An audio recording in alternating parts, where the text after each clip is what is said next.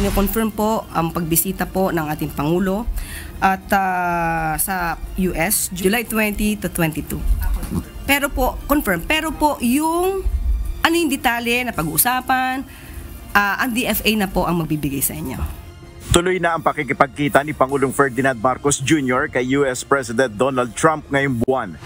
Isang linggo bago ang kanyang ika-4 na State of the Nation address sa July 28, aalis ito patungong Estados Unidos. Inihayag ni US Secretary of State Marco Rubio na darating sa Washington DC si PBBM.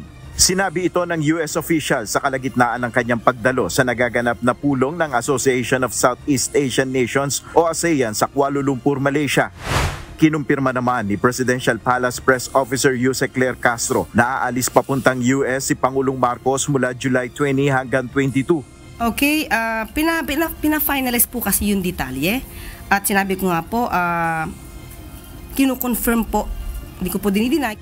Ipinaubayan naman ng Malacanang sa Department of Foreign Affairs ang pagbibigay ng detalye sa lakad ng Pangulo sa Washington DC.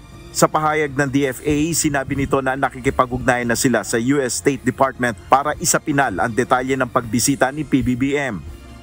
Sa pagpunta ni Pangulong Marcos sa Estados Unidos, inaasahang makakapulong niya si US President Donald Trump at tatalakayin ang mga mahalagang issue, kabilang na ang usapin sa pagpapataw ng 20% reciprocal tariff. Nel Maribuho, UNTV News and Rescue, Diyos ang aming sandigan, serbisyo publiko ang aming pinahalagahan.